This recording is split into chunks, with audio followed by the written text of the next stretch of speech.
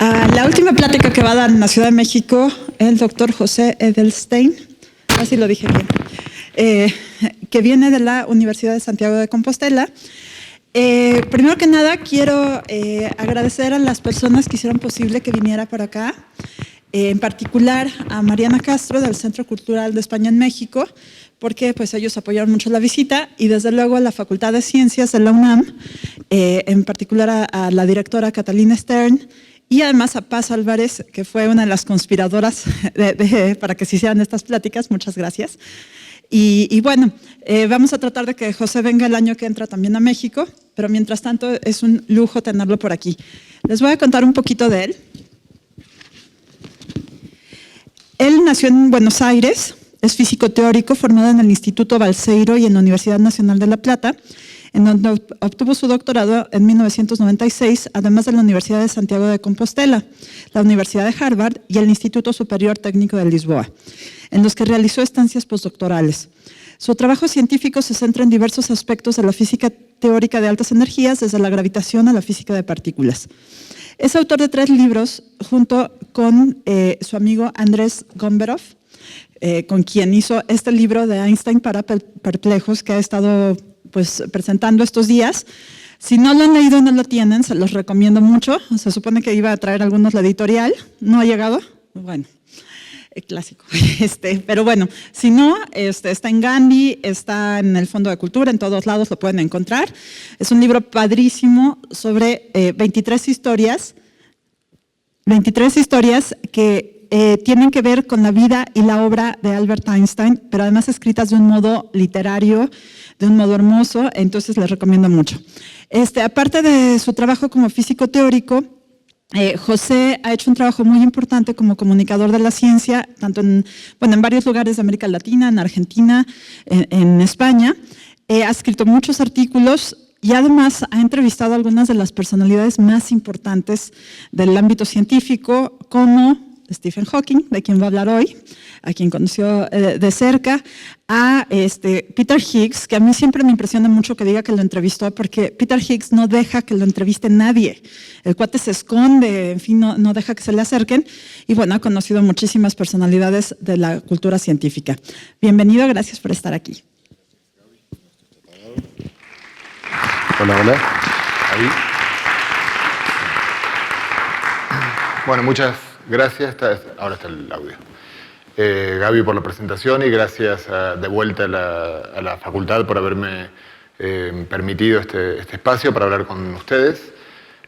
A Paz, que algo tuvo que ver con gestionar todo esto, y al Centro de Cultura de España en México, que es al final quien me permitió llegar hasta México desde España. Bueno, les voy a contar algunos de los que están aquí, pero pocos. Estuvieron ayer en la charla en la que conté mucho sobre la teoría de la relatividad general de Einstein, que va a ser el punto de partida hoy. No se preocupen, no había que traer la sabida de casa. Voy a contar una versión rápida de unos 5 o 10 minutos en la cual les voy a explicar las ideas básicas de la relatividad general para poder entender a Hawking, cuya actividad científica partió de ahí, ¿no? Entonces necesito ese piso para arrancar. Bueno, voy a ir comentando a medida que avanzamos. Entonces déjenme, sobre el final de la charla, perdón, para hacer una especie de contenido de la charla, los últimos 15 minutos, 20 minutos, voy a dedicarlos a contarles un poco sobre Hawking persona. Les voy a contar y les voy a mostrar algunas fotos de la visita que hizo a Santiago de Compostela, que es hace 10 años, casi exactamente, que es el momento en el cual yo ya lo conocía él de antes, pero como colegas científicos en conferencias lo veía, pero no tenía un trato personal, más allá de saludo de ocasión. Y hace unos 10 años él vino a Santiago de Compostela, estuvo una semana, en la cual yo estaba a cargo de su visita de la mañana, de las 24 horas, 24/7, como se suele decir. Y a partir de ahí surgió un vínculo un poco de naturaleza amistosa, digamos. Entonces les quiero contar un poquitito sobre él y van a ver algunas fotos que espero que disfruten. Bueno, vamos a arrancar un poquitito con la física, porque esta charla surgió, yo ya la he dado otras veces, y surgió, de hecho, otras veces no, la di una sola vez, en el cierre de la conferencia de la Asociación Física Argentina, hace algo así como 1 mes y medio, o 2 meses, y lo hice porque cuando murió Hawking, el 14 de marzo de este año, A mí me llamaron desde las 7 de la mañana hasta que me tomé un avión a las 9 de la noche. No paré de hablar por teléfono con radios de, sobre todo Argentina, España, Colombia, de varios lugares que muchos saben de mi vínculo con él. Y me sorprendió escuchar de colegas, amigos argentinos que escuchaban a otros colegas hablando en la radio, y algunos colegas dudaban de la jerarquía de Hawking como físico, diciendo que, bueno, que también está sobrevalorado porque, por su enfermedad, etcétera, etcétera, esta postura. Entonces yo estaba bastante indignado por eso, y esta charla es una respuesta, de alguna manera, a ese error que es comprensible en alguien que no sea físico, pero es absolutamente inaceptable en un físico que no comprenda la enorme jerarquía de Hawking como físico. Entonces, que él haya dedicado los últimos 20 años de su vida a la divulgación y a hacer a veces declaraciones muy, digamos, cuestionables en la prensa, no quiere decir, no cuestiona su trabajo como físico. De la igual manera, me gusta decirlo como el Maradona actual no tiene nada que ver, no cuestiona al Maradona futbolista, que fue maravilloso y lamentablemente, bueno, en cada uno luego continúa la vida y la sigue de la manera que puede. Bueno, la relatividad general en 2 minutos. Esta es la ecuación fundamental de la relatividad general, se llama ecuaciones de Einstein, se llama ecuaciones, que parece raro cuando es una sola, pero en realidad son muchas en una, por estas letritas griegas que hay aquí abajo.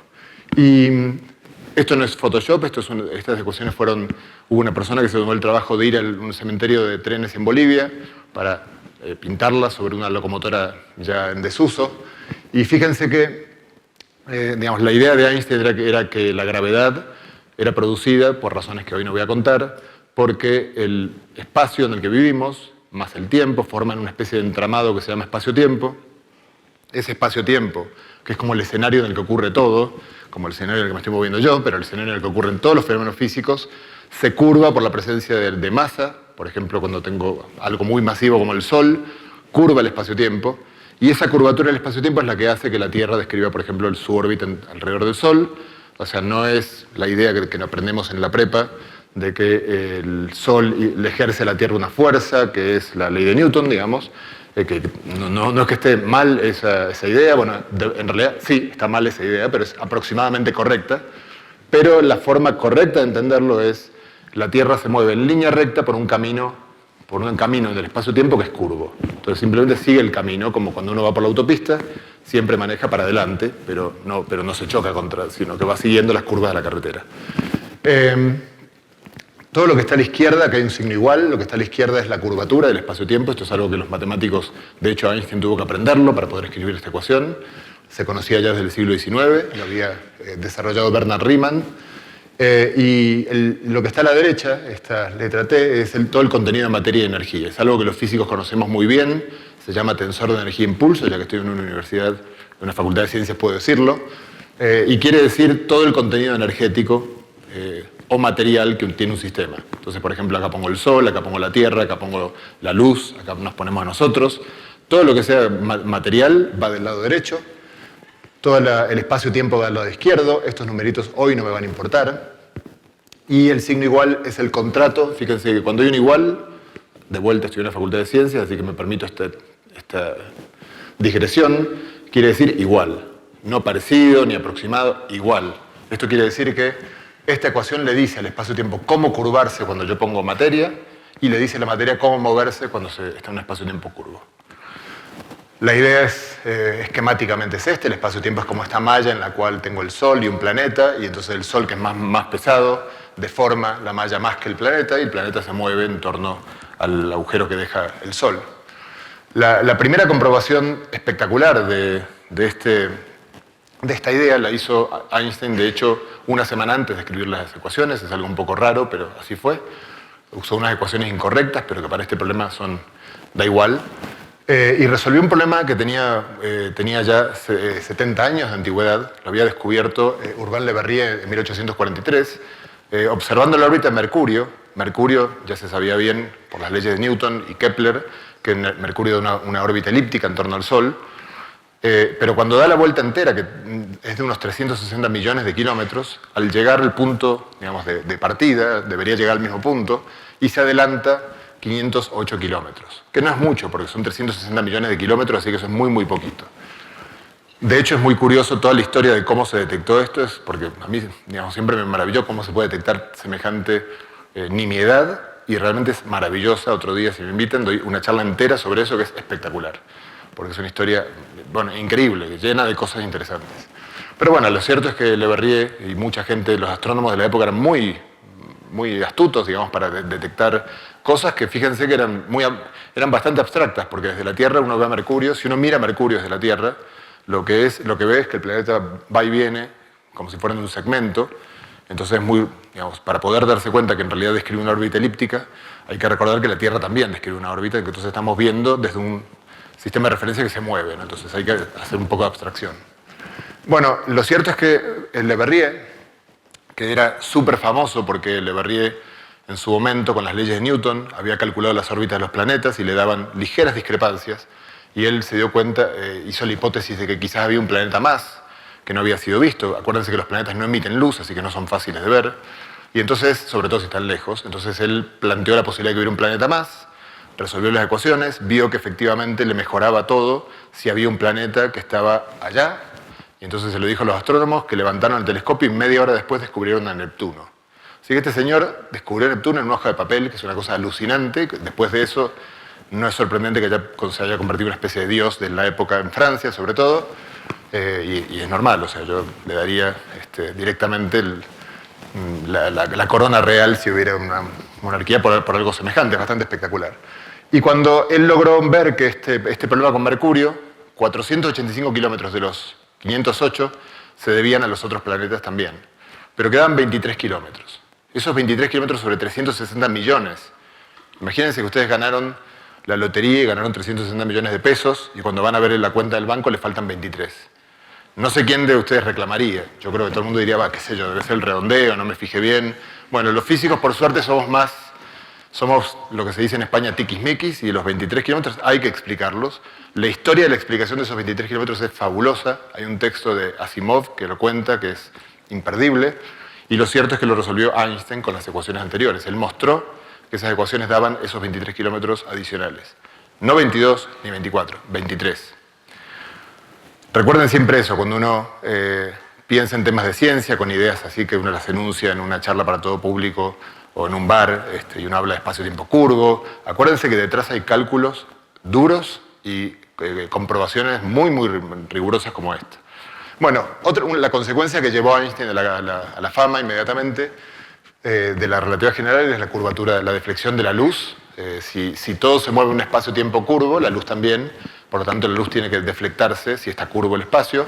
Entonces, si yo tengo una estrella acá y aquí no tengo nada, la luz va a venir en línea recta, pero si se interpone una estrella, el Sol, por ejemplo, la luz se va a curvar y yo la voy a ver venir como si estuviera en B.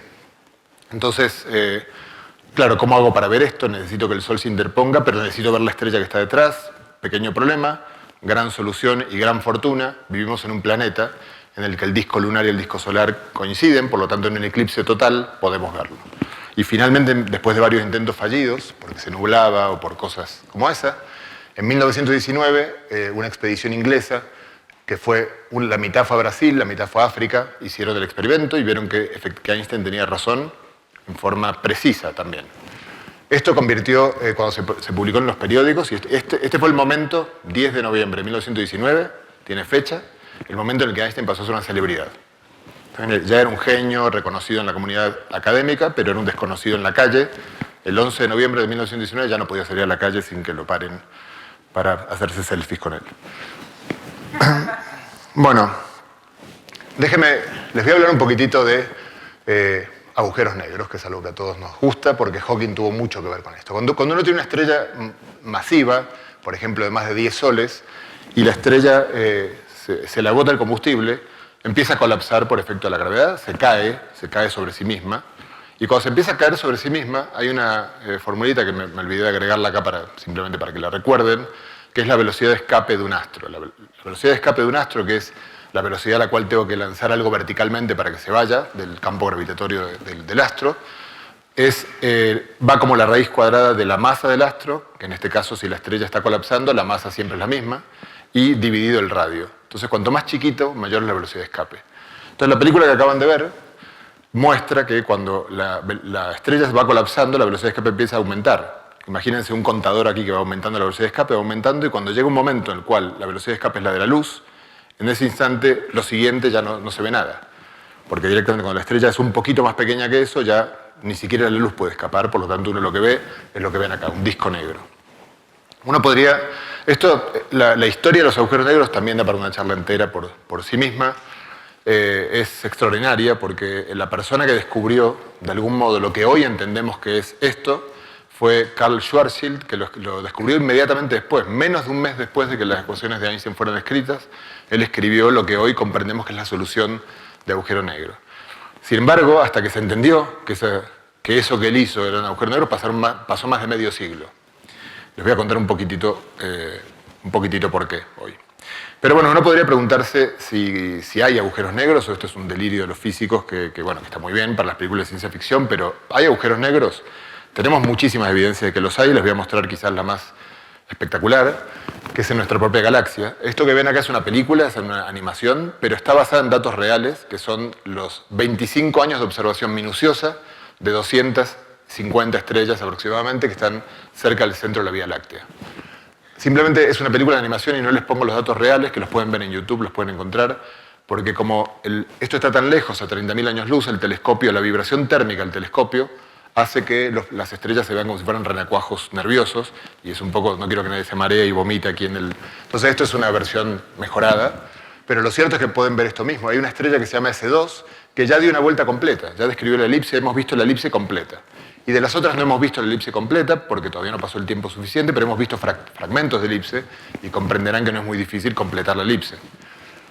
El foco común de todas las elipses, que es donde indica la gravitación que está, aquello que atrae a estas estrellas, está donde está el círculo blanco, que es artificial, está hecho para marcarlo, y no hay nada, no hay emisión de luz ahí, de ningún tipo de luz, ni de luz visible, ni de rayos X, ni de ningún tipo.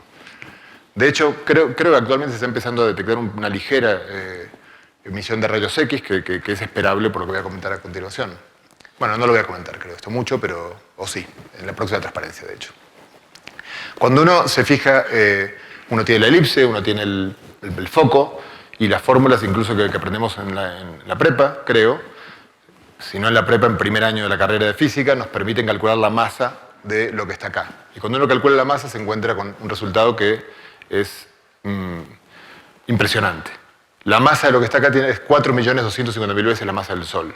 Entonces tenemos un monstruo ahí, enorme, pero gigantesco, que no emite luz.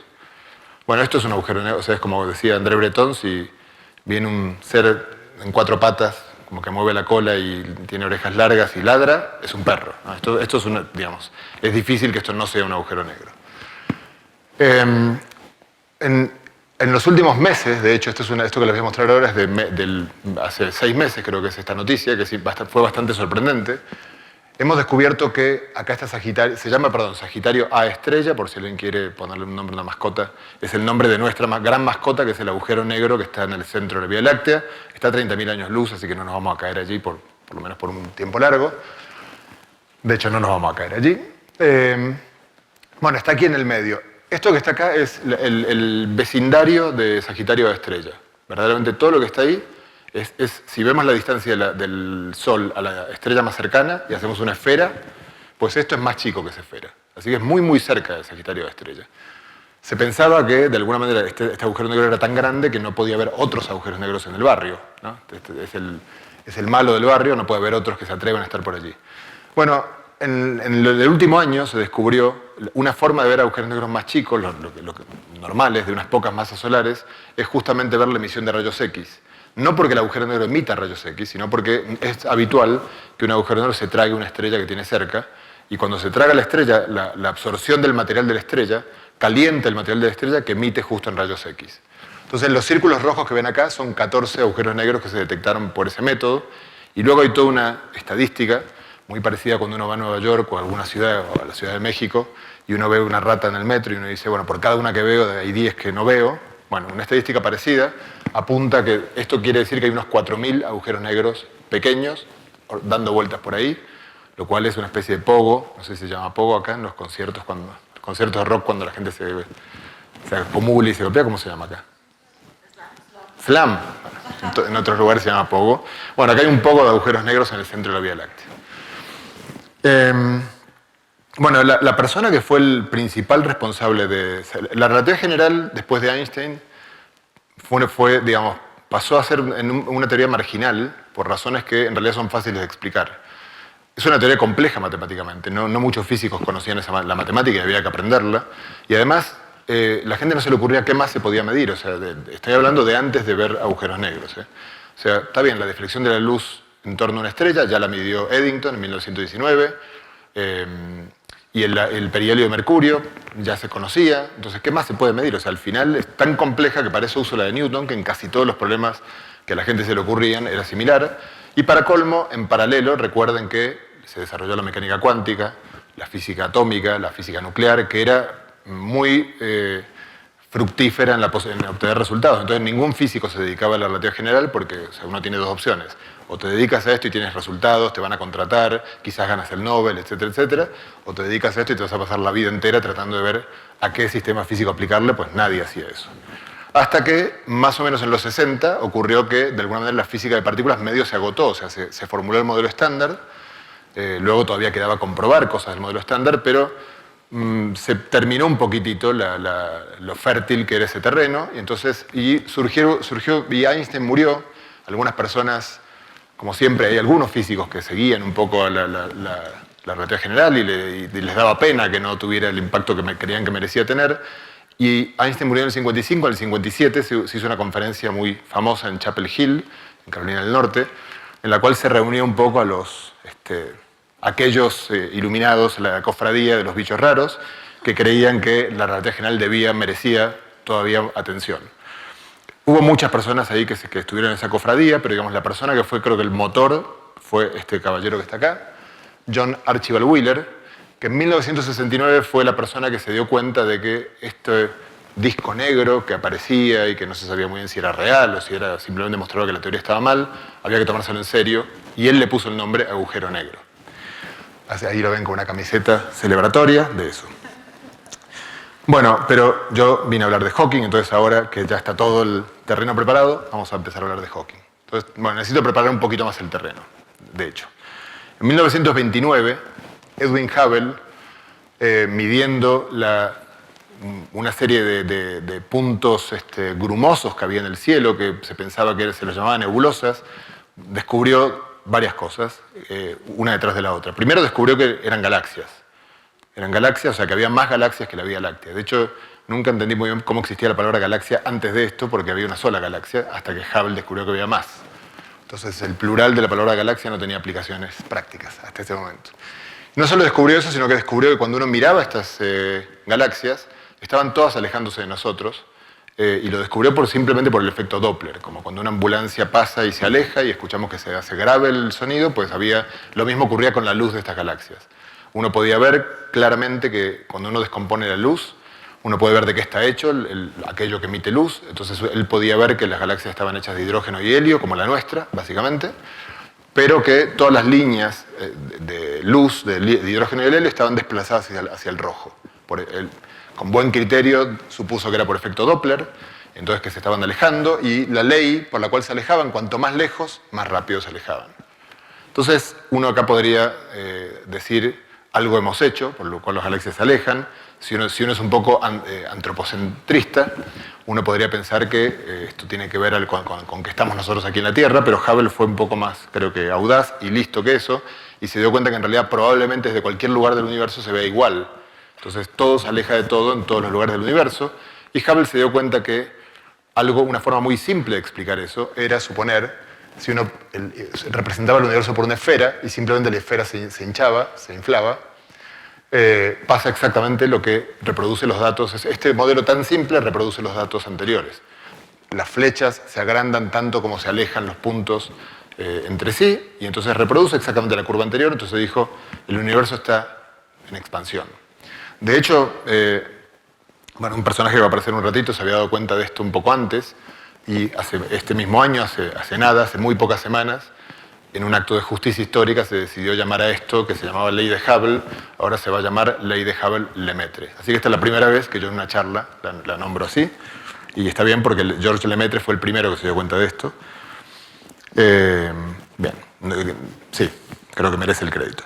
De hecho, Lemaitre se dio cuenta de algo muy, muy sencillo, que es que si esto es cierto, y ahora voy a representar el universo de otra manera para poder hacer este dibujo, si pienso que el universo es esta hoja, y acá tengo las galaxias, y se están expandiendo, entonces si yo me imagino la película para atrás, me imagino el pasado, pues bueno, cada vez era más chico, más chico, más chico. En algún momento cuando uno comprime materia, la calienta. Entonces debería ser cada vez más caliente, y bueno, ¿y qué para esto? ¿Qué detiene este proceso de compresión hacia el pasado? Bueno, obviamente Lemaitre no tenía ni idea, pero dijo, no sé, habrá un momento que el universo será muy, muy chico y muy, muy caliente, y a eso lo llamó el átomo primigenio, y fue la semilla de lo que más tarde fue la teoría del Big Bang, ¿no? La idea de que en algún momento el universo fue muy chiquito y muy caliente, y luego se expandió. De hecho, un comentario interesante acá es que fíjense que el tiempo en este dibujo, bueno, creo que quedó claro, va para arriba, y cuanto más chico el universo, más caliente, por lo tanto yo puedo dibujar un eje de temperatura que va al revés. Digamos, cuanto más caliente, más al pasado, el universo como un todo, y esto permite, fíjense, cuando uno hace experimentos de física de partículas, en los que hace chocar partículas, una de las cosas que ocurre en el punto de choque, obviamente, es que hay energías muy altas, por lo tanto temperaturas muy altas, temperatura es una forma de energía. Entonces, de una manera preciosa, los experimentos de física de partículas dan datos que son muy importantes para esto, porque cuando uno va haciendo experimentos cada vez más energéticos, uno va explorando cómo se comporta la materia cada vez más cerca de este átomo primigenio. De hecho, acá tiene una traducción.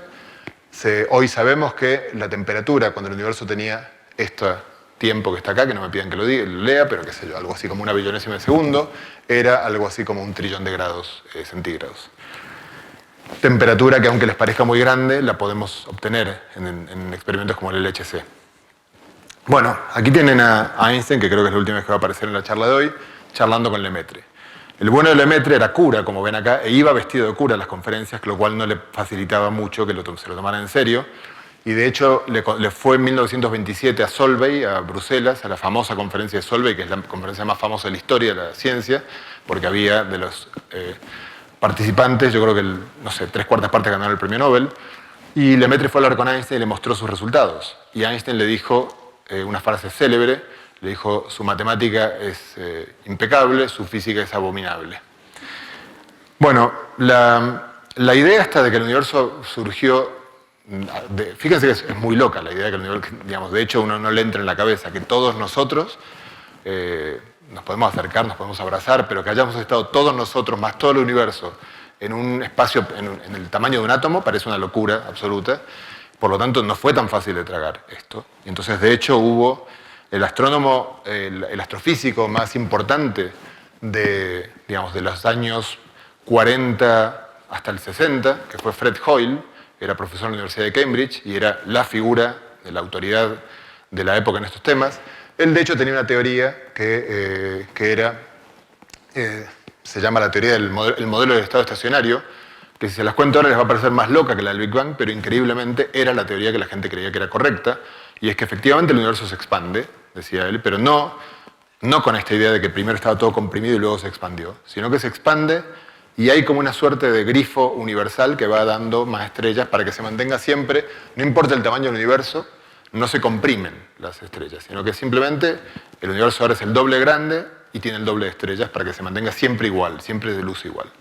Parece una locura porque uno dice dónde salen toda esta materia, o sea, si ya es difícil ver cómo estaba toda junta en un lugar pequeño, pues esto a mí me parece más difícil de ver, pero era la convicción de la época, a tal punto que este señor fue el que acuñó el término Big Bang y lo hizo en forma irónica, porque había unas pocas personas que seguían insistiendo con esto de Lemaitre, de Hubble, y este tipo decía, claro, sí, un Big Bang, ¿no? Lo dijo como diciendo, qué tontería me están contando, y bueno, él le puso el nombre al Big Bang. Cuando Hawking empezó a hacer su tesis doctoral, Hawking inmediatamente se interesó por estos temas, y justo hubo un poco de fortuna porque en 1964 estos dos caballeros que están acá, Penzias y Wilson, descubrieron en forma casual una pista clave del Big Bang. Les cuento brevemente la historia, que es una historia que muchos conocerán porque es muy, muy famosa. Ellos trabajaban para la compañía Bell de teléfonos y tenían una antena en las afueras de Princeton. que como ven es una antena enorme, esta es una casa, esta es la antena, y querían hacer un experimento con la antena, y entonces necesitaban que la antena, digamos, limpiar de señal la antena, que no hubiera ruido, fritura en la antena, y no lo lograban. Entonces pensaban que era porque estaban cerca de Nueva York, apuntaban para el otro lado, les daba la misma fritura, y se subieron a la antena, fíjense que esto es enorme, con lo cual un ser humano entra dentro de la antena, holgadamente, vieron que dentro de la antena estaba lleno de nidos de paloma con sus excrementos y todo, entonces pensaron que era por eso. Según contó, yo lo pude conocer a Bob Wilson, que es este que está aquí, hace poco, y él contó que bueno, como buenos científicos no quisieron hacerle daño a las palomas, entonces las metieron en una caja y las fletaron a un lugar lejano y las palomas volvieron, no contaron con esa. Entonces, bueno, finalmente hubo que tomar una decisión muy dura que fue matar a las palomas. Dejaron impecable, limpiaron toda la antena y seguía el ruido idéntico. Entonces, además lo que veían era que no importa para dónde apuntaran la antena ni el momento del día, porque cuando la Tierra va rotando están, en principio, si es que uno supone que el ruido viene de fuera de la Tierra, al ir rotando la Tierra están explorando otras partes del espacio, la antena está apuntando a otras partes del espacio, y veían que el ruido era idéntico, no importa en qué dirección apuntaran. Por ese mismo momento, y esto también fue afortunado, la historia de la ciencia siempre tiene estas cosas que a veces hacen que vaya más rápido, quizás, si no, en cualquier caso se hubiera terminado igual, creo yo, pero hubiera tardado más. En el Departamento de Física Teórica de Princeton estaban trabajando Robert Dicke y James Peebles, y estaban trabajando en la idea del Big Bang y se habían dado cuenta que si el universo había sido caliente en el pasado, entonces tiene que haber una radiación que quedara como... Fíjense lo siguiente, que es muy loco. Si uno pregunta, si yo les digo levanten la vista y miren hacia el Big Bang, ustedes dirían, bueno, no sé para dónde mirar. Y más chocante es la idea de que para mirar hacia el Big Bang uno puede mirar para cualquier lado. ¿Por qué? Ustedes saben que cuando uno mira una estrella lejana, cuanto más, digamos, la luz que uno ve no es la actual, sino es la que emitió la estrella hace X años, según la distancia a la que esté la estrella. Entonces, con esa misma lógica, cuanto más lejos mire yo el universo, la luz que vea es más antigua. Si quiero ver la luz más antigua de todas, tengo que mirar muy lejos. Y la única frase es muy lejos, da igual para donde uno mire. Entonces, esta gente se dio cuenta de que mirando muy lejos, lo más lejos posible, uno debía ver una radiación que fuera la emisión que cualquier cuerpo caliente emite. Ahora, supuestamente el Big Bang tiene que haber estado muy, muy caliente, pero, sin embargo, lo que se veía era, digamos, ellos se dieron cuenta, entonces alguien les dijo a Penzias y Wilson que, ¿por qué no se dan una vuelta por el Departamento de Física de Princeton? Que creo que tienen alguien que les va a poder decir algo. Efectivamente fueron allá y se dieron cuenta inmediatamente que lo que estaban viendo era la luz primigenia del Big Bang. Fíjense una cosa curiosa, esta antena tiene un tamaño que la radiación que recibe, la luz que ve, es una luz muy larga, mucho más larga que la luz visible, es una luz no visible. De hecho, es más larga que las ondas de radio, que son muy largas. Está en la parte del espectro que se llama las microondas, las mismas que usamos los que tienen horno de microondas en la casa, pues las mismas. O sea que el universo está emitiendo microondas en todas las direcciones. En principio parece raro porque si uno se fija cómo emite un cuerpo caliente, un cuerpo muy caliente como supuestamente el Big Bang, debió haber emitido no en microondas, sino de hecho en luz visible. Uno debería ver el brillo rojizo en el cielo de noche, producto del Big Bang.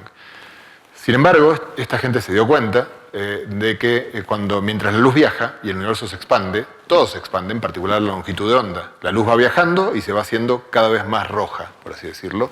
Bueno, los que estuvieron ayer saben de qué estoy hablando. La luz cuanto más larga, cuando es visible, cuanto más larga es más roja. En algún momento se pasa al infrarrojo y luego continúa cada vez siendo más larga la longitud de onda. Uno puede ver que uno puede inferir con otra serie de observaciones que permitían más o menos concluir cuán viejo podía ser el universo, mínimo, digamos, cuánto era como mínimo el universo de viejo. Uno podía inferir que el factor de alargamiento más o menos debía ser 1000. Entonces, cuando uno aplicaba esa idea del factor de alargamiento de 1000, uno veía que la luz que debió haber salido como la de un cuerpo supercaliente llegaba acá como un cuerpo helado. En otras palabras, la temperatura era dividida por 1000. La temperatura de la luz que uno recibía debería ser dividida por 1000 y eso les permitió a Dicke y Peebles intuir que iba a llegar en las microondas. Entonces, cuando esta gente le dijo, vemos microondas en todas las direcciones del cielo, pues dijeron, están viendo la luz primigenia. Déjenme mostrarles la evolución de esa idea. Esto que está acá es como si fuera la esfera celeste. ¿Vieron cuando uno agarra el mapa mundi y lo abre en una elipse? Digamos, si uno va de izquierda a derecha es como si estuviera dando la vuelta al ecuador de la Tierra. Imagínense mirando al cielo. No lo hagan porque se van a caer al mar, pero imaginariamente estoy mirando al cielo y dando la vuelta a todo el ecuador. Lo que vería sería desde acá hasta acá. Y si ahora levanto la vista al polo norte, polo sur está acá abajo, o sea que estoy viendo la esfera celeste totalmente abierta. Y lo que se veía era bueno, una radiación uniforme. En principio no era posible calcular la temperatura, pero unos años más tarde, digamos, intentando, cuando se fue comprendiendo que esto era muy importante, se fabricaron satélites para poder ver bien esta radiación y descomponerla en frecuencias. O sea, ver cuánto de azul tenía, cuánto de cada una de las frecuencias tenía. ¿Por qué? Porque la física dice que un cuerpo caliente emite luz con una ley universal que de hecho descubrió Max Planck hace poco más de un siglo, y que si uno conoce la curva, uno sabe la temperatura en forma muy precisa. Acá ven, acá me estoy pegando un pequeño salto en años, pero cuando se lanzó el satélite que se llama COBE, se pudo tomar esta luz y descomponerla en frecuencias. Y fíjense que es tan espectacular, acá se ve, acá no hay tampoco trampa, los puntos rojos son lo que se mide, o sea, se toma la luz, se la descompone en frecuencias y se pone un puntito en la intensidad de cada una de las frecuencias. La curva verde es la curva teórica de un cuerpo de 3 grados de temperatura sobre el cero absoluto, o sea, súper frío, 270 grados bajo cero, y caen clavados los puntos, pero clavados, o sea, esto es de una precisión descomunal. O sea que no cabe ninguna duda, de hecho, esta primera curva lo que indicaba era que el universo tenía 3 grados más menos 0,4, o sea, la incertidumbre estaba en 4 décimas de grado sobre de grado. Bueno, ahí nuestro héroe de hoy, que estoy demorando en introducirlo, Hawking, justo por esa época empezaba la carrera, como ustedes bien saben, muy poco tiempo después de empezar el doctorado se le diagnosticó la esclerosis lateral amiotrófica, se le dieron 2 años de vida, que es más o menos lo que ocurre con casi toda la gente que tiene esta enfermedad, y él se hundió como es natural, se deprimió y dijo no tiene sentido hacer nada, hasta que en un momento, bueno, conoció a Jane Wilde y dijo, bueno, qué sé yo, lo que me quede, que me quiten lo bailado, tratemos de hacer lo que me quede, pues lo pasaré lo mejor posible. Entonces decidió casarse, a pesar de que sabía que se iba a morir inmediatamente, y decidió hacer su doctorado en física teórica y le interesaban mucho los trabajos que hacía este caballero que está acá, que es un matemático de Oxford, que estaba escribiendo una serie de trabajos sobre, tomando la ecuación que vieron al principio de todo, la relatividad general, y tratando de ver si era compatible o no la idea de que el espacio-tiempo puede haber estado en un punto en el pasado con esas ecuaciones. Y tenía una serie de teoremas que mostraban que sí, pero en distintas circunstancias que no eran muy físicas. Entonces a Hawking le pareció muy interesante esto, se pusieron a trabajar juntos, y una cosa que me contó Penrose es que el trabajo fue hecho, salvo una vez que se vieron, fue hecho todo por teléfono. Porque Oxford y Cambridge están cerca, pero tampoco están tan cerca. Entonces fue hecho todo por teléfono. Finalmente publicaron un trabajo célebre, que es este trabajo. Este es Hawking, acá era muy jovencito, es del 42, así que tenía 27 años, cuando publicaron un trabajo que se conoce popularmente como el teorema de la singularidad, en el que muestra que esta singularidad, este universo concentrado en un punto, no solo es factible, sino que es inevitable.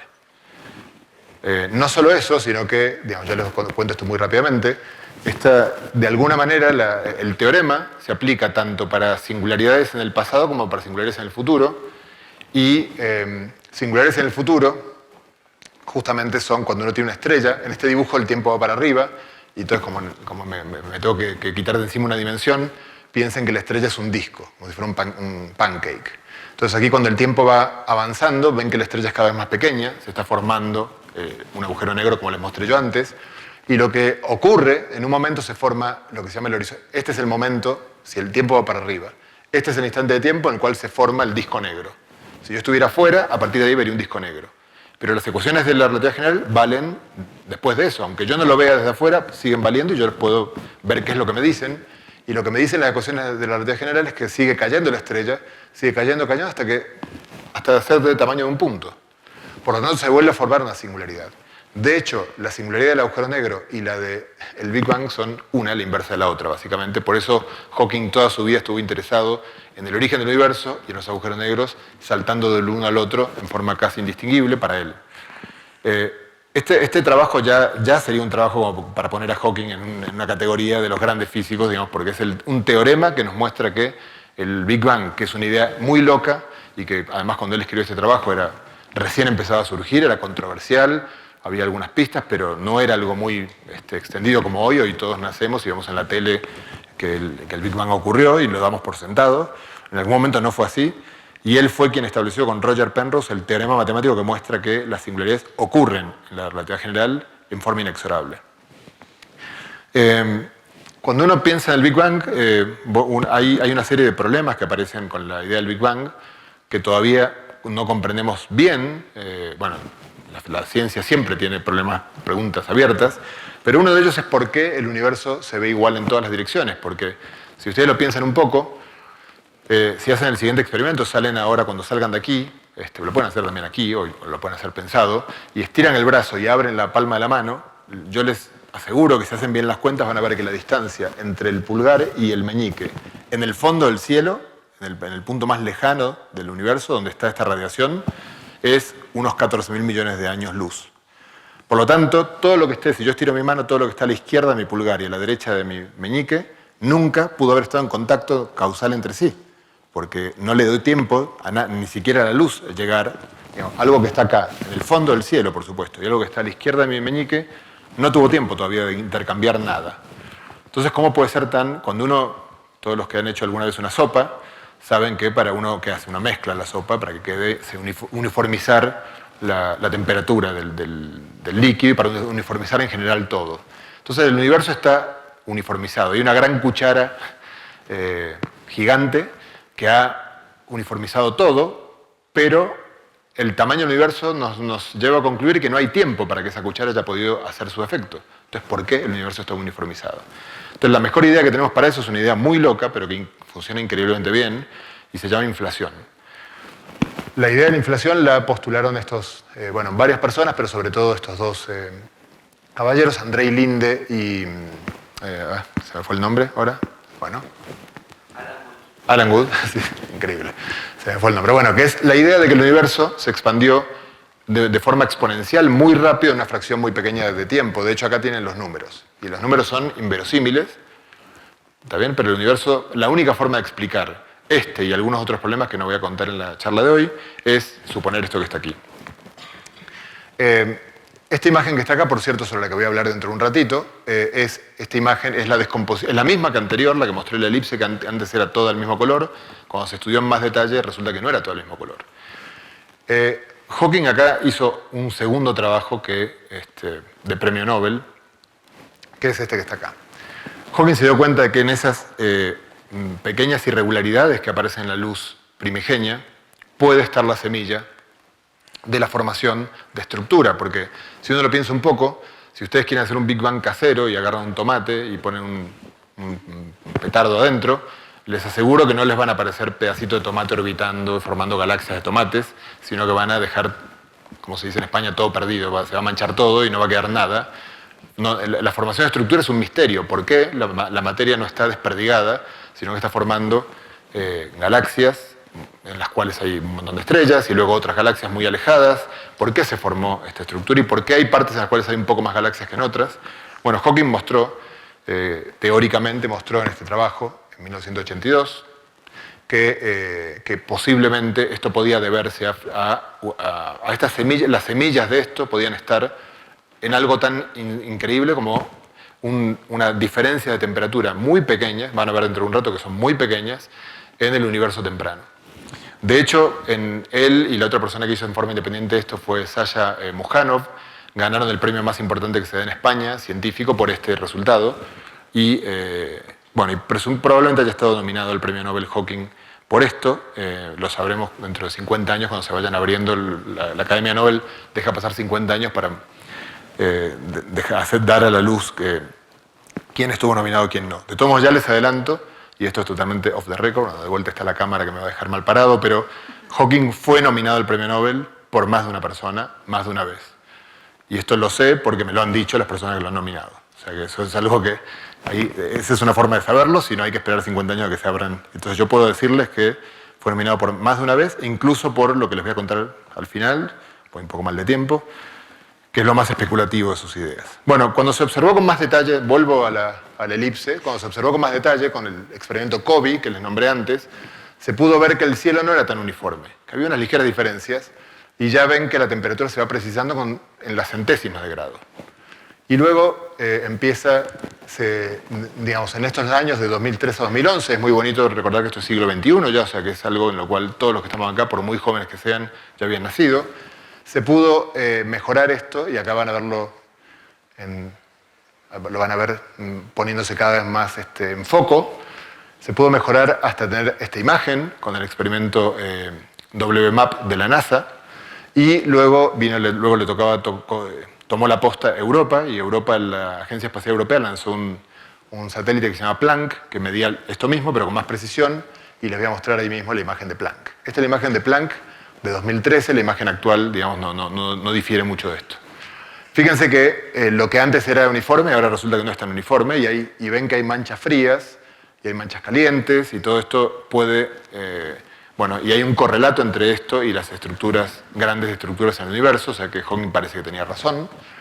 Y además fíjense que la temperatura ahora se puede medir hasta la 100 milésima de grado, que es una cosa alucinante, y además el error, mejor dicho, la diferencia entre los puntos calientes y los puntos fríos está en torno a la 10 milésima de grado. Está en torno a estos números que están acá. O sea, el universo luce igual, salvo que uno sea tan tiquismiquis que vaya a la 10 milésima de grado, empieza a ver que hay puntos fríos y puntos calientes.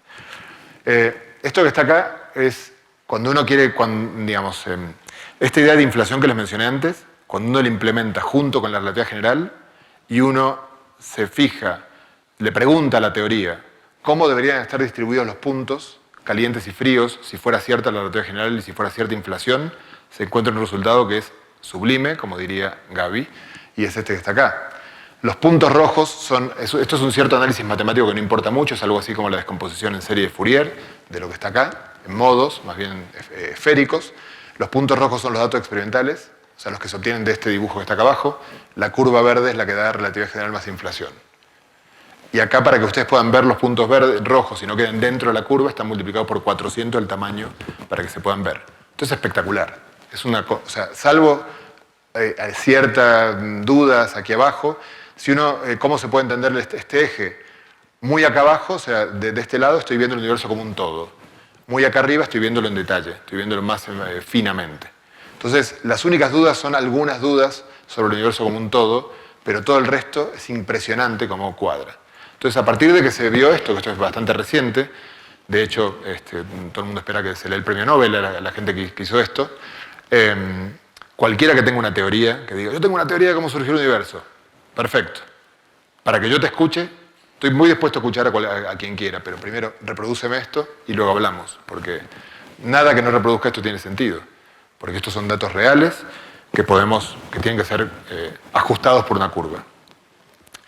Bueno, ya estoy llegando al final de esta parte de la charla. Cuando uno mira el universo hacia el pasado, uno ve esta luz primigenia, por razones que hoy no les voy a poder contar porque son largas y se me está yendo el tiempo. Esta luz la emitió el universo a los 380.000 años de vida. Los primeros 380.000 años del universo no podía emitir luz que podamos ver hoy.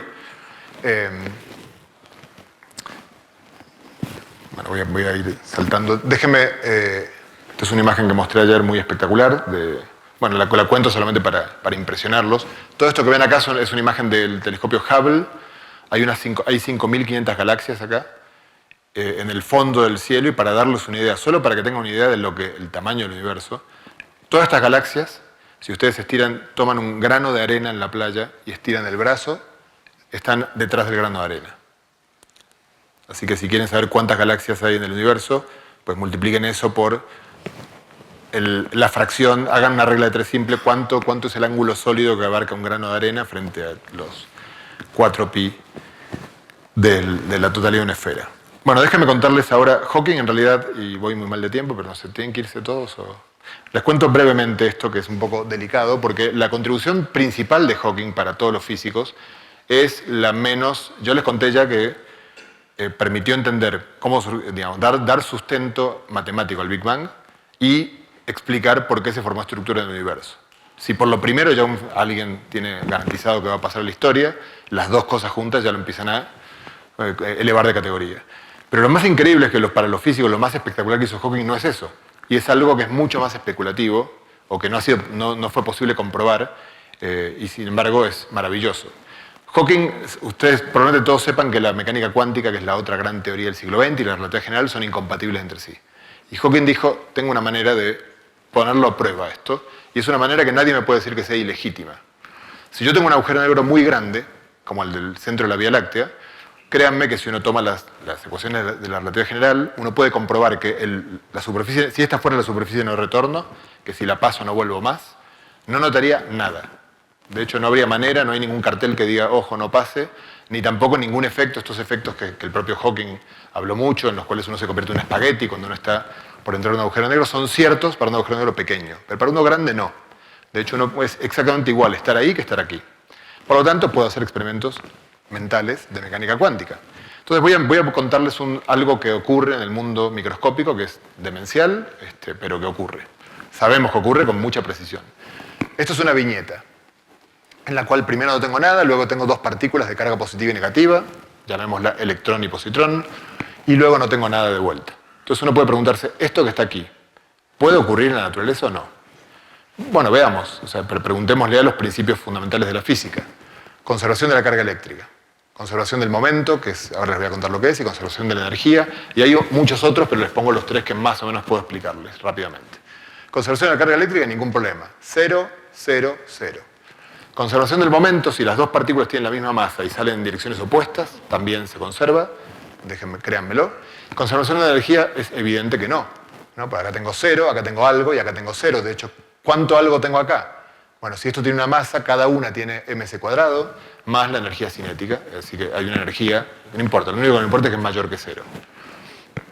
Ahora, este caballero que está acá, Heisenberg, dijo que formuló algo que se llama el principio de incertidumbre, que una de las formas de escribirlo es la que tienen acá, que me dice que no hay manera en un sistema cuántico de determinar la energía con mejor precisión y el instante de tiempo en el que algo ocurre con mejor precisión que la que da esta ecuación. Delta, este triángulo quiere decir delta en una letra griega, delta E quiere decir la precisión con la que conozco la energía, la precisión con la que conozco el tiempo. El producto siempre es mayor o igual que un número muy pequeño, y este número es tan pequeño que en la vida cotidiana ni nos damos cuenta, porque la imprecisión de los aparatos de medida y de nuestros ojos y de todos los sistemas macroscópicos es mucho más grande que este.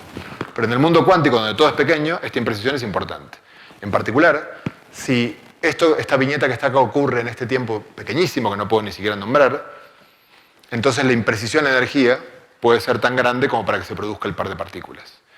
Entonces, eso quiere decir que la naturaleza, en las escalas microscópicas, ¿vieron cuando uno le dicen que si uno va a ver una película y entre los cuadros de la película le cuelan un cuadro que dice tiene sed, voy a tomar Coca-Cola? Todo el mundo dice, no sé por qué, pero tengo sed. Bueno, a la naturaleza le pasa eso.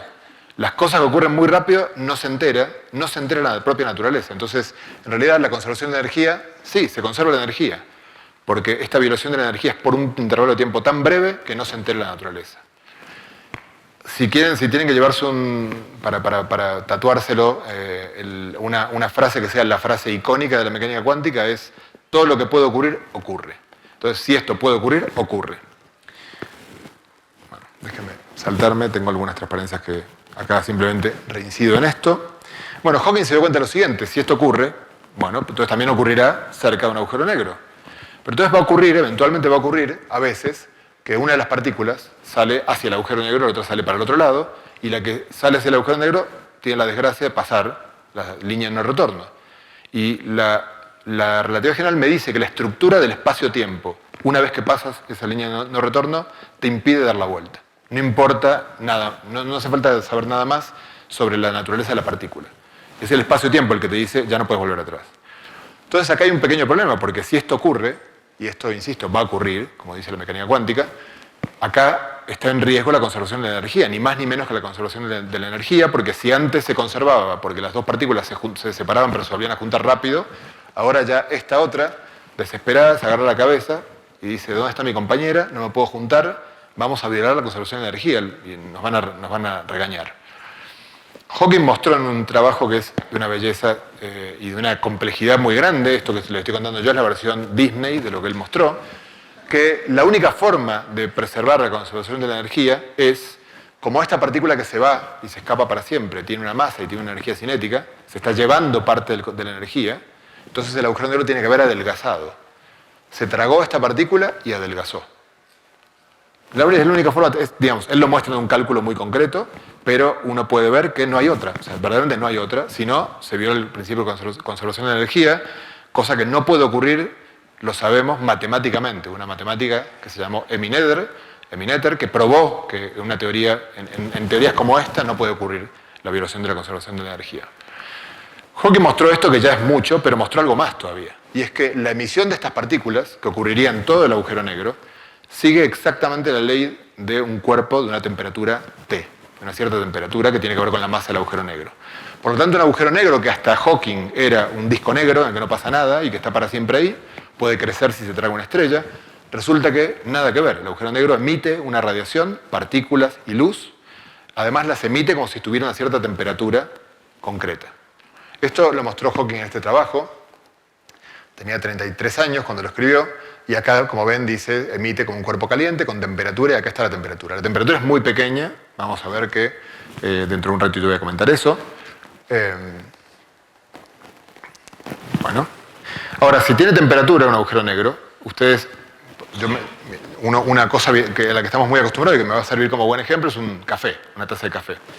El café tiene temperatura, y uno sabe que la temperatura, en un curso de física 2, uno ve que la temperatura se debe a que el café está hecho de moléculas, que las moléculas vibran y la temperatura es un indicativo de la energía de vibración de las moléculas. Y uno sabe también que todo sistema que tiene temperatura tiene entropía. ¿También? Porque cuando un sistema con temperatura es un sistema compuesto de algo que está vibrando y hay un orden o un desorden de esas constituyentes que se mide con algo que se llama entropía. Entonces, el agujero negro debería tener entropía. Si no, no tiene sentido atribuirlo a una temperatura al agujero negro. Pero hay un pequeño problema y es que John Wheeler probó un resultado, probó un resultado en relatividad general que, según Hawking, cuando contaba Hawking esto en las charlas, le encantaba esto, porque obviamente le parecía picante este chiste y dirigido según él, dirigido a la comunidad francesa. El teorema lo llamó los agujeros negros no tienen pelo. Y esto lo que quiere decir es que no tienen características, no están hechos de nada. No hay, cuando uno se fija, el agujero negro es una solución de las ecuaciones de Einstein, es una, no tiene nada, no está hecho de nada, no hay nada que contar. Sin embargo, un alumno de Wheeler, Bekenstein, Wheeler le dijo, no entiendo nada porque si yo el universo, saco todo el universo, dejo un agujero negro y una taza de café. Entonces, la entropía del universo debería ser 0 del agujero negro más la del café. Ahora tiro el café dentro del agujero negro, entonces ahora es 0. Pero hay una ley fundamental de la termodinámica que dice que la entropía total de un sistema cerrado, como el universo, solo puede crecer. Entonces hay un problema, Bekenstein se dio cuenta de cómo resolver ese problema y escribió una fórmula increíble en la cual le faltaba este 4. Se equivocó en este 4 que Hawking corrigió. Hawking, en este caso, en esta fórmula que se llama la entropía de Bekenstein-Hawking, Hawking aportó el 4 y la confirmación del resultado de Bekenstein. Fíjense, esta fórmula es increíble porque la S es entropía.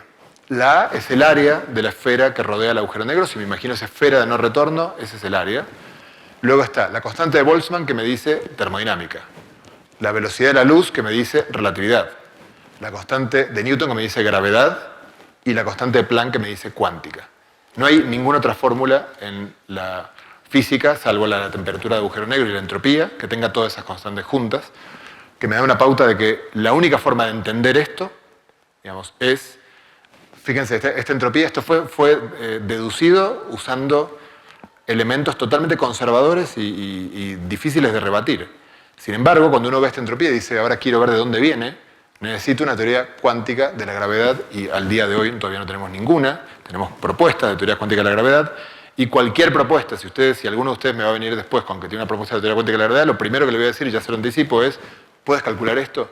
Si puedes calcular esto, te escucho. ¿Sí? Ok, fíjense que como va como el área, pasa algo muy extraño. El agujero negro es como si guardara, la entropía también es una forma de calcular la información, cómo se guarda. Es como si el agujero negro guardara la información en la superficie y no en el volumen, lo cual no hay ningún otro sistema que haga esto. Hoy en día creemos que la gravedad tiene esta característica, que es una especie de naturaleza holográfica, la información se guarda en la superficie, y esto condujo a uno de los resultados más espectaculares de los últimos 20 años, el más espectacular de los últimos 20 años, pero que no es obra de Hawking, sino de un argentino que se llama Juan Maldacena, en el que usó esta idea de una manera espectacular. Hawking mostró un teorema que se llama el teorema del área, en el que mostró que dos agujeros negros, cuando se fusionan, su área final es mayor que la suma de los dos iniciales. Y esto es muy, muy bonito porque ayer yo les hablé de ondas gravitacionales y les mostré que se midió ya varias veces dos agujeros negros fusionándose. Bueno, se midió en 5 ocasiones esto, de momento, y se va a medir en el futuro en miles de ocasiones. En las 5 ocasiones en las que se midió, se cumple el teorema del área de Hawking, lo cual, como bien saben los matemáticos que están en la sala, no garantiza que el teorema, no es una prueba del teorema, pero por lo menos, pero sí que hubiera sido una refutación del teorema que en alguno no se cumpliera. Yo les dije que un agujero negro tiene temperatura, entonces uno dice, ya está, voy a mirar Sagitario A estrella y listo. Tiene que emitir luz como un cuerpo caliente. El gran problema es que cuando uno mira la temperatura de Sagitario A estrella, que da la fórmula de Hawking, es desgarradoramente pequeña. La temperatura de Sagitario A estrella es 1 billonésima de grado, básicamente. O sea que es imposible de ver, a menos que... Es como si uno tuviera acá un topo escondido, hablando muy bajito, así, pero muy bajito, 1 billonésima de bajito respecto a todo el resto, y que tuviéramos que detectarlo con todo el mundo hablando. Sería imposible, pero más imposible aún es porque si uno calcula la potencia de emisión del agujero negro, uno encuentra esto que está acá, que es impresionante. Hace falta 10 heptillones de agujeros negros para que emitan como una bombilla doméstica. Así que con el agujero negro enorme que tenemos no vamos a poder, es prácticamente imposible poder ver que emita, poder ver estas propiedades que Hawking predijo. Hawking, en el trabajo que probablemente sea el que más marcó a todos los físicos teóricos posterior a él, y es un trabajo en el cual él dedicó una buena parte de su vida a resolver, al año siguiente se desdecía, lo volvía a resolver. Es un trabajo que entra en directo diálogo con Albert Einstein con el tema de si Dios juega o no a los dados, porque Hawking, de hecho, la frase de Hawking que agregó a esta discusión, se supone que Einstein dijo Dios no juega a los dados, se supone que Bohr dijo no le digas a Dios lo que puede o no puede hacer, y Hawking agregó a estas frases ingeniosas el hecho de que Dios no solo juega a los dados, sino que los arroja en lugares donde no los podemos ver más. ¿Por qué dijo esto? Porque un agujero negro que empieza a emitir temperatura, si no se traga nada, si uno lo aísla, emite hasta que se evapora, desaparece. Si desaparece, toda la información de todo lo que se tragó desaparece con el agujero negro, y la mecánica cuántica tiene otra de las frases para tatuarse. La mecánica cuántica dice la información solo se transforma. Diría Jorge Drexler, de la energía, la información solo se transforma. Así que si es cierto esto que me está contando Hawking, que yo voy siguiendo paso a paso su argumento y es perfecto, la mecánica cuántica está mal. O está mal la gravedad. Bueno, todo esto nos ha tenido a mal traer a todos los físicos. Este fue el trabajo en el cual Hawking mostró esto. Habrán visto que todos los trabajos, salvo el de Penrose, son de él solo, lo cual muestra que también no era que tenía buenos colaboradores, sino que eran méritos sobre todo suyo. Y acá muestra la rotura de predictibilidad en el colapso gravitacional, que de alguna manera Hawking dice con respecto a los dados, le dice a Einstein, bueno, pues esto. Luego Hawking ya termino la parte, bueno, no voy a estar tan mal de tiempo, pensé que iba a estar mucho peor. Hawking tiene un trabajo que es este que está acá, que lo escribió con James Hartle, que lo comento simplemente porque a él le gustaba este trabajo, a mí me parece este sí que excesivamente especulativo y yo no me fiaría mucho, no pondría ni una mano mía en el fuego por este. Pero es bonito porque Hawking, con el tema del origen del universo, obviamente está en juego, ok, el universo puede ser así, pero ¿quién lo puso en marcha? Entonces en este trabajo Hawking muestra con ideas también bastante fiables, pero no como las anteriores, que podría ocurrir que el universo se haya puesto en marcha a sí mismo, que no haga falta ningún agente externo que lo ponga en marcha, y la idea básicamente tiene que ver con que el tiempo en el pasado del universo, esto es el tiempo yendo para adelante, el universo expandiéndose, pero él muestra que en el pasado si uno toma con una serie de argumentos de la mecánica cuántica, el tiempo debería hacerse una operación que tiene sentido dentro de los números complejos, que es el tiempo debería pasar a ser imaginario puro, y eso hace que un universo que termina en un punto termine como en una esfera Roma, que no tiene ningún punto, y entonces él dice, ¿qué hay antes que este instante? Es equivalente a preguntarse qué hay al sur del Polo Sur. No tiene sentido la pregunta. Este es el punto más al sur de este dibujo que está acá. Bueno, quiero contarles un poco de la visita de Hawking a Galicia, solamente para darles Después, igual si quieren hacer preguntas, estaré encantado de responder todo lo que quieran. Hawking vino a Galicia hace 8 años, en septiembre del 2008, y entre las muchas actividades que hizo, visitó el faro de Finisterre. Finisterre era el fin del mundo para los romanos, y bueno, fuimos allá.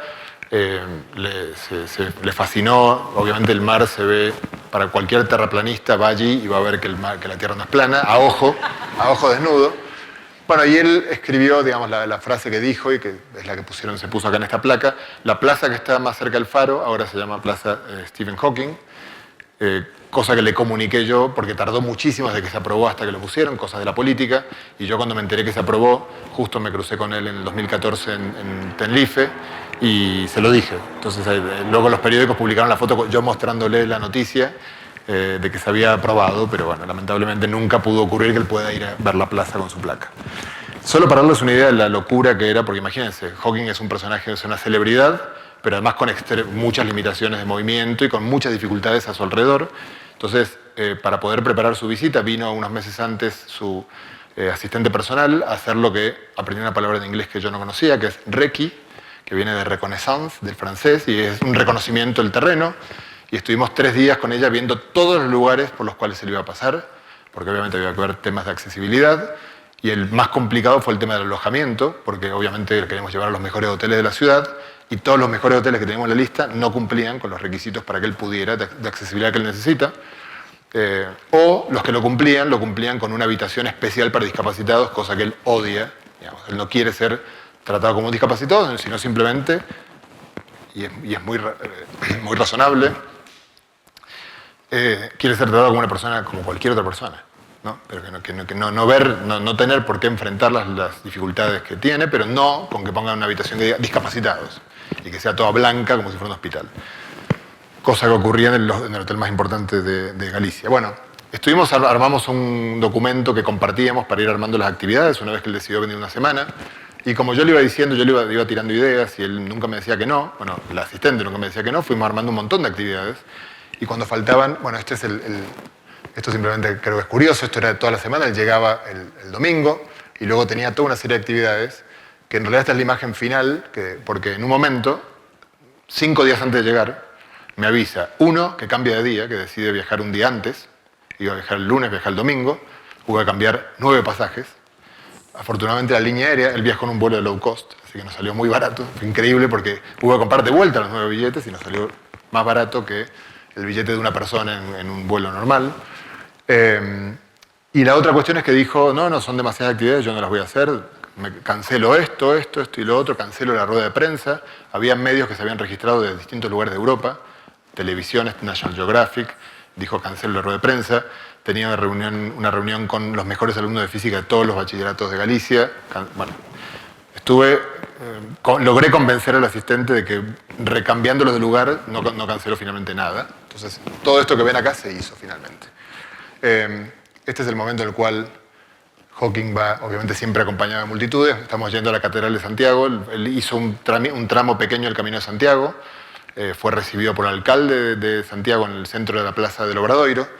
Y, bueno, estoy siendo grabado, pero bueno, no importa, esto nadie se va a ofender. Este es el alcalde, que era el alcalde socialista de la época, un tipo muy afable. Y cuando estaba preparando con la asistente de Hawking, que es esta señora que está acá, Judith Crosswell, esta es la hija, Lucy, estábamos preparando un poco todas las actividades. Claro, yo le dije, habría que preparar, porque él tarda una palabra por minuto, escribe, con lo cual si hay que esperar a que él agradezca al alcalde, se puede ser muy incómodo para él y para todo el mundo. Entonces yo le dije, todas estas actividades preparemos, además para este tipo de cosas sí que él admitía que le sugieran unas palabras y él luego las corregía si no le gustaban. Entonces a mí se me ocurrió, y le comenté al asistente de Hawking, que sería muy simpático cuando le agradezca al alcalde lo llame por su nombre, a ver qué cara ponía el alcalde, y ella inmediatamente lo conoce ya muy bien a Hawking, y eso le va a encantar, obviamente él era muy bromista, entonces fue todo un tema porque él tiene un programa que convierte en sonido el texto, pero para un apellido gallego no es fácil la fonética. Entonces estuvimos probando, ella tenía un programa en la computadora que uno ponía el texto y veías cómo se escuchaba, probamos hasta que sonaba y entonces lo hicimos. Y el alcalde, les puedo asegurar, yo estaba mirándolo porque yo sabía cuando venía, y lo estaba mirando y hizo así como diciendo, ¿cómo sabe que me llamo así? Bueno, entró a la catedral y se le puso el botafumeiro, esto también es una auspicia, este espacio, Santiago Turismo. O sea, vengan a Santiago de Compostela, esto es muy espectacular. En la Catedral de Santiago hay un incensario gigante que lo tienen que levantar entre 6 personas y se puso para que lo viera Hawking. De hecho, él pidió que se le pareció fascinante, pidió que le empujaran la silla, estábamos todos asustados, pues le pasaba enfrente. Y él se hizo una filmación de eso que le encantó. Bueno, vino a dar una charla en la Facultad de Física, este es el aula magna de la Facultad de Física, nunca ocurrió esto en la historia de la Facultad de Física, o sea, esto era adentro, no cabía nadie, pero había algo parecido afuera, de gente que simplemente escuchaba pero no podía ver, y había gente, esto es en un primer piso, en planta baja también ahí, que no sé para qué estaba, para estar cerca, fue muy, muy impresionante. Además la charla era técnica, yo les puedo asegurar que de toda la gente que está acá, no más de 3 entendieron lo que contó, pero daba igual. Bueno, luego Dios finalmente recibió el premio, fue a Santiago, no lo dije, a recibir un premio de divulgación científica que se llama Premio Fonseca. Lo recibió y dio una conferencia plenaria sobre saliendo de un agujero negro. Y como ven acá, esta fue traducida solo al gallego y no al castellano. Y eso se debió básicamente a George Steiner, porque justo en esos días George Steiner, que es una persona que habla como 25 lenguas, en una entrevista en forma insólita hizo un comentario despectivo sobre las lenguas minoritarias, como diciendo no tienen sentido. Entonces eso produjo un gran cabreo, porque además era profesor de Cambridge, y en respuesta a George Steiner solo se tradujo el gallego, que de todos modos es muy fácil de entender para cualquiera. Por cierto, los subtítulos no estaban automatizados, estaba yo detrás de la pantalla pasando los subtítulos, y el asistente técnico de Hawking, el que le hizo el sistema de comunicación, el último que él usaba, que también es muy, como se diría en España, cachondo, me trataba de hacer perder la concentración. Él me iba mirando y me decía, eso ya lo dijo, y yo estaba desesperado ahí atrás. Bueno, este fue el momento en que terminó su discurso y ganó el premio. Por ahí hay muchas caras conocidas para mí, no para ustedes. Luego fuimos a Finisterre, acá tienen, cuando estábamos en el Faro de Finisterre, este es Jorge Mira, que es un famoso divulgador gallego, que fue el director del programa que generaba este premio. Acá tiene una muy bonita foto de Hawking frente al mar. Justo había habido una historia de un naufragio ahí, de un barco que se llamaba Hawking, con una E al final, que era muy curiosa esa coincidencia. Bueno, llegó el momento de que yo meta la pata, pero además de eso, llegó el momento de la despedida. Y luego quedó un vínculo, yo fui a Cambridge, él me invitó a cenar a la casa, entonces en un momento se me ocurrió, porque todas las entrevistas que él daba eran totalmente programadas por la dificultad que él tenía para construir las respuestas, y yo le dije, mira, me gustaría hacer una entrevista en el momento, digamos, y me da igual lo que dure, aunque sea una sola pregunta. Entonces lo fui a ver, después de un intento fallido, finalmente lo fui a ver a Cambridge y salió. Estuvimos 2 horas hablando, me respondió 3 preguntas en 2 horas. Eso es una pauta de lo difícil que es entrevistarlo. Bueno, les voy a mostrar algunas imágenes de la entrevista. Lo entrevisté para esta revista que se llama Orsay y la entrevista está totalmente disponible en internet. Aquí estamos en una foto con el fotógrafo. El fotógrafo es Jaime Travesán, es un fotógrafo peruano que vive en Londres y que es, por ejemplo, el fotógrafo oficial de Sting y de su... es un tipo extraordinario, un extraordinario fotógrafo, y para que vean el humor de Hawking, él llegó ese día con anteojos oscuros, porque era un día inusualmente soleado en Cambridge, que siempre está nublado o lloviendo, y entonces él no puede ver la pantalla, entonces necesita verdaderamente los anteojos negros. Entonces se nos ocurrió esta broma, este era el asistente técnico nuevo de él, y yo, y nos pusimos todos los anteojos y además él puso esta cara que, esta foto siempre dio mucho de sí. Finalmente le hice la entrevista, salió en tapa de la revista Orsay, esta foto que dentro de un ratito la van a volver a ver, y en otra visita que hice a su casa, esto es en su casa, le llevé, le encuaderné la foto de la tapa para que él la colgara en su casa. Luego fue muy emocionante cuando él se abrió su página de Facebook y tuvo en 24 horas tenía 4 millones de seguidores y eligió como foto, de hecho es la foto que todavía tiene, bueno, o que quedó, obviamente falleció, quedó esta foto, es la foto que le hizo Jaime Travesán en la entrevista y todas las fotos que puso al principio eran fotos de las que le hizo Jaime, que es un fotógrafo extraordinario. Bueno, ya voy terminando. Simplemente hace un par de años, menos de 2 años, apareció esta foto en el sitio de Facebook que es la que estaba Hawking trabajando con Thomas Hertog, que era uno de sus colaboradores de la última etapa, con el que escribió en particular el último paper que salió de él después de que murió.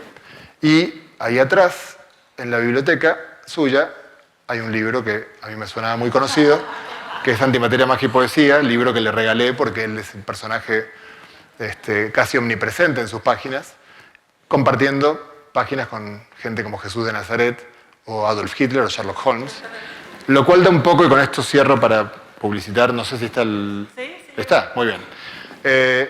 Simplemente además de mostrar que Hawking estaba en este libro, y obviamente está en el libro que está ahora mismo ahí afuera, un poco esta variedad tan grande de personajes que vienen de puntos tan distintos, creo que muestra mucho, es muy indicativo del estilo de los textos, que son en los cuales se entremezclan, se imbrican muchas historias muy distintas.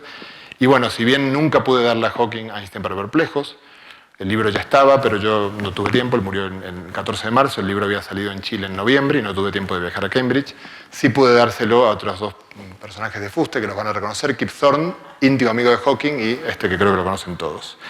Para terminar solamente, el director de la revista me pidió que hiciera un vídeo de backstage de la entrevista.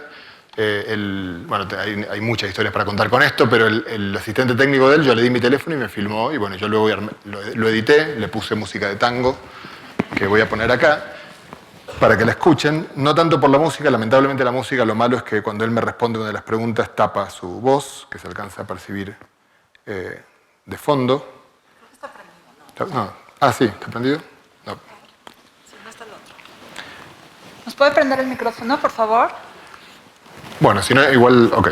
Tampoco es tan importante. Solo les digo una cosa para que estén atentos. En un momento yo le pregunté, una de las 3 preguntas, yo quería preguntarle por Juan Maldacena, que es el físico argentino que les mencioné antes, porque la revista era dirigida por un argentino catalán que vivía en Cataluña, y entonces, por razones que ahora mismo no puedo explicarme, en lugar de decirle qué piensa de Juan Maldacena, le pregunté, bueno, un argentino muy importante que seguramente, como diciéndole, tú sabes de quién estoy hablando.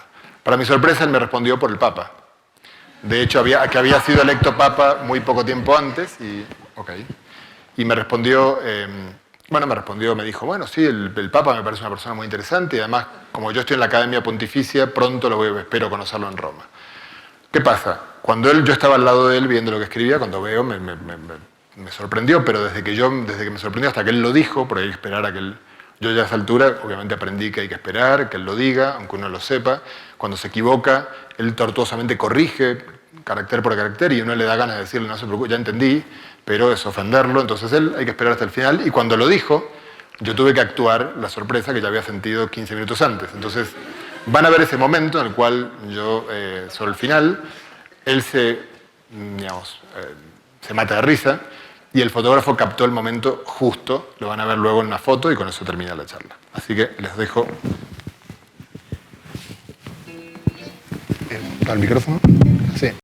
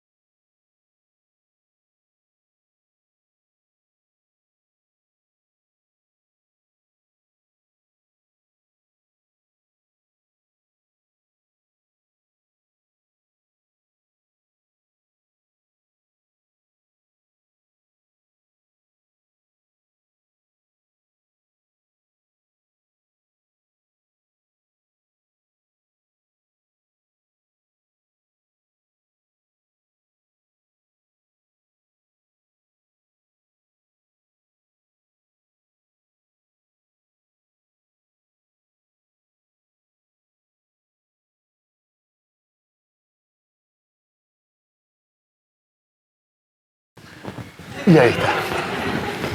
Bueno, muchas gracias. Ahí está.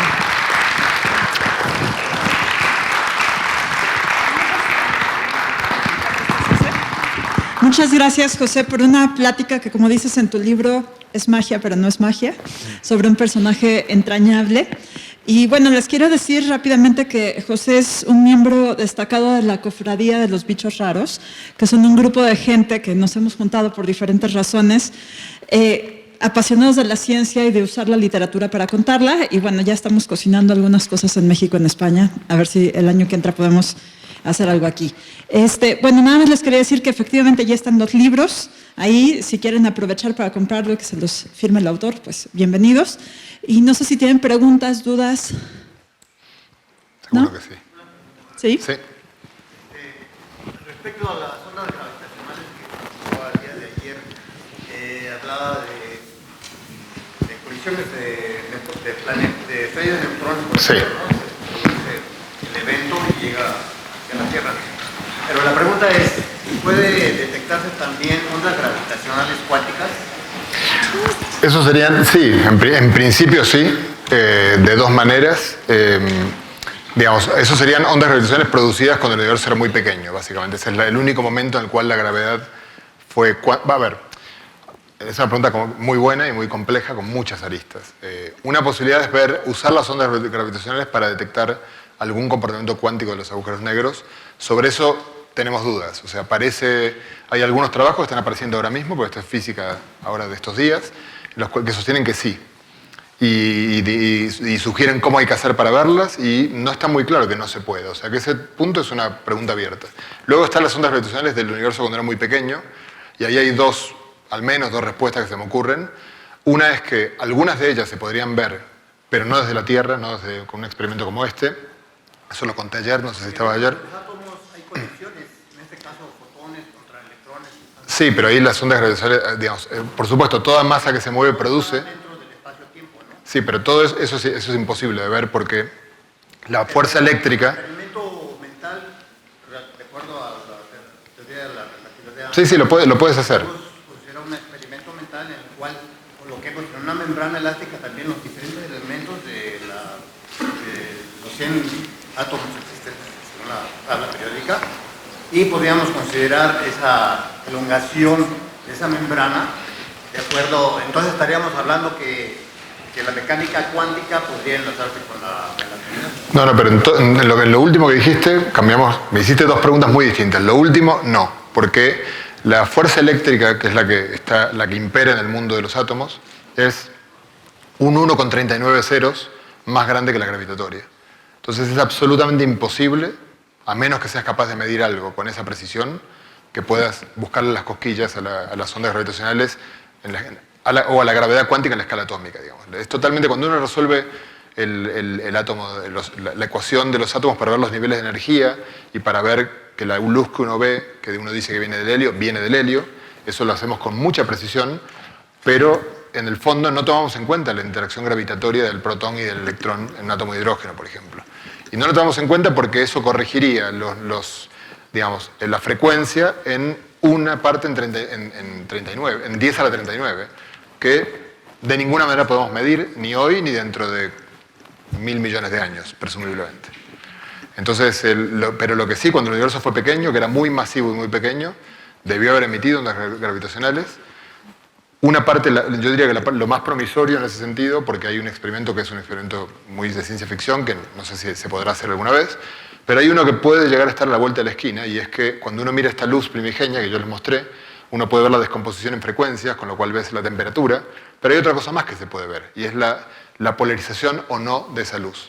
Y lo que dice la teoría es que si uno encuentra, la polarización es una especie de flechita que dice para dónde está la luz polarizada, si hay remolinos en esas flechas, uno está viendo indicios de ondas gravitacionales al principio del universo. Un interrogante abierto es buscar una gravedad cuántica, ¿verdad? Sí, pero es un problema muy complicado. Debe estar integrada. Es muy complicado. ¿Hay Sí. más preguntas? Acá, 31. Sí. ¿No se puedes platicar con Joaquín sobre qué idea tenía acerca de Dios? Bueno, no lo platiqué directamente porque esto, cuando él murió, que me llamaron, estuve desde las 7 de la mañana hasta las 9 de la noche que me subí a un avión, sin parar ni un segundo de hablar con alguna radio, con algún medio. De hecho, fue el día más estresante de mi vida, que no tuviera que ver con algún problema propio. Entonces todo el mundo me decía, el amigo de Hawking, y bueno, claro, tú tienes que comprender que Hawking, con esa dificultad de comunicación, era extremadamente difícil hablar con él, y además uno se sentía, ¿quién soy yo para molestarlo? Entonces, las conversaciones con él, salvo esta de 2 horas, normalmente eran, y salvo alguna que tuve en su casa, pero la cual una pregunta, que de hecho él me preguntó algo y yo le empecé a contar, o sea, era yo quien hablaba. Casi siempre avanzaban si uno estaba con sus cuidadores. Los cuidadores eran capaces de detectar cuando él decía sí o no. Ante una pregunta por sí o por no, él hacía un movimiento con las cejas que yo nunca fui capaz de ver, pero que ellos lo veían. Entonces, ellos te ayudaban. Cuando estabas hablando con él, empezaban a hacer preguntas que eran, qué sé yo, un día comimos juntos y estábamos hablando de Argentina, de la carne, el tango. Entonces, en lugar de hablar como hablaría con cualquier otra persona, ellos le iban diciendo, no, pues porque te gusta el tango, ¿no? Sí, y eran todas preguntas así, y ahí fluía la conversación. Pero estando solo con él, de hecho en Cambridge él estaba casi solo, o sea, ningún colega tampoco iba a verlo, tiene amigos de toda la vida allí, pero yo creo que uno se siente como una situación muy incómoda de ir y molestarlo cuando sabe lo que le va a costar a él responder a la pregunta más trivial. Ahora, sí que sé la posición de él al respecto, yo creo que es muy clara, o sea, él no creía en Dios, y de hecho hasta se esmeró en hacer un trabajo en el cual quería probar que el universo podía surgir solo, sin ninguna causa externa. Lo increíble es que, si bien siempre fue claro al respecto, cada vez que él sacaba un nuevo libro en el cual volvía a incidir sobre esto, que el editorial muy astutamente ponía el tema de la ausencia de Dios como tema principal para que se vendiera el libro, supongo yo, todos los medios se escandalizaban. ¿Cómo dijo que Dios no existe? Pero se lo dijo siempre. Hawking nunca expresó que creyera en Dios. Así que yo creo que esa es la posición de él. De hecho, tengo una anécdota para contar al respecto que es muy, muy simpática. Porque además, o sea, fui testigo de una situación muy, que ya que la comparto con los que se tomaron el trabajo de venir a acompañarme. Cuando lo vi en Tenerife, estaba presente el 11º hombre que pisó la Luna. Solamente 12 hombres han pisado la Luna. El que estuvo en la última misión, que se llamaba Charlie Duke, creo que se llamaba, había dado una charla en esa conferencia en la que contó, y él cuando volvió de la Luna, él era agnóstico, y cuando volvió de la Luna, de repente, por una serie de dramas personales, se volvió súper religioso. Entonces cuando Hawking dio su charla, en la cual, de hecho Hawking por la razón que sea, ese día decidió ser duro en este tema, este hombre estaba como indignado de cómo podía decir eso, y él decía, sí, su propia supervivencia es un milagro. Entonces estaba como muy... Como yo estaba casi siempre con el grupo de Hawking, pensaba que yo tenía algo que ver con él, entonces me vino a ver a mí. Dijo, no, pero ¿cómo puede ser? Yo quiero hablar con él para tratar de entender su posición. Bueno, finalmente habló con él, y el último día, que ahí estaba, Gaby le va a gustar, pues estaban ahí, estaba Hawking, estaba Brian May al lado, Brian May y cuando yo entré a la escena, porque me iba a despedir, parece que Charlie Duke le había hecho la pregunta de... una pregunta de por qué no cree en Dios. Y Hawking estaba respondiéndole, y como le lleva mucho tiempo, en un momento este hombre se había ido a charlar con otra persona y estaba su esposa delante de la silla. Yo estaba mirando la escena y de repente escucho la respuesta de Hawking. Entonces, claro, Hawking respondió algo que era muy enigmático. Hawking respondió algo así como, y entonces, fue una frase muy corta, y él dijo, y entonces, ¿por qué hay radiación cósmica de fondo, que es esta elipse que yo les mostré en la charla de hoy? La mujer, yo escuché la respuesta y la mujer no entendió la mujer no sé bien qué profesión tiene, pero no está en el ámbito de la ciencia, entonces fue a buscar a su marido y le dijo, acabo de responder y no entendí qué me dijo. La respuesta que dio Hawking es una respuesta parecida a la que dan los biólogos con el tema de Dios y la evolución. O sea, si hay una criatura todopoderosa que puede crear todopoderosa, como indica la palabra, ¿para qué? Y si la historia es la que nos cuentan, ¿para qué creó fósiles? ¿Para qué está el registro fósil? O sea, todo el registro fósil cuenta otra historia. Entonces, la única que nos queda es pensar que hay alguien que nos quiere engañar y creó todo un registro fósil para engañarnos. Y la radiación cósmica de fondo y la precisión con la cual los datos se ajustan, que les mostré yo, muestra una historia del universo, en la que el universo fue una bola caliente, que se expandió, que las galaxias se formaron. Entonces, sí, uno podría decir, sí, Dios hizo eso. Pero la verdad que si Dios quería crear una criatura a su imagen y semejanza, y es todopoderoso, había caminos más cortos que creara hace 13.800 millones de años una bola caliente de la cual eventualmente iba o no a surgir la especie humana, porque además cuando uno mira la historia evolutiva, nosotros estamos acá de milagro.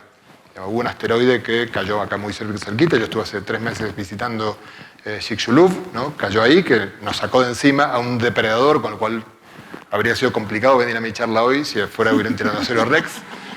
Así que hemos tenido mucha fortuna para estar acá. ¿Alguien más? ¿No? Sí, seguro que alguien más, sí. ¿Sí? ¿Quién? No sé, pero alguien más, sí. No, bueno, si no, yo me puedo seguir preguntándote. Bueno, pues muchísimas gracias. Qué tímidos que son. Y pues aprovechen ahorita que está aquí por si quieren que les firmen los libros y esperamos tenerte muy pronto de nuevo de regreso en México. Yo también estaré contento de volver. Gracias.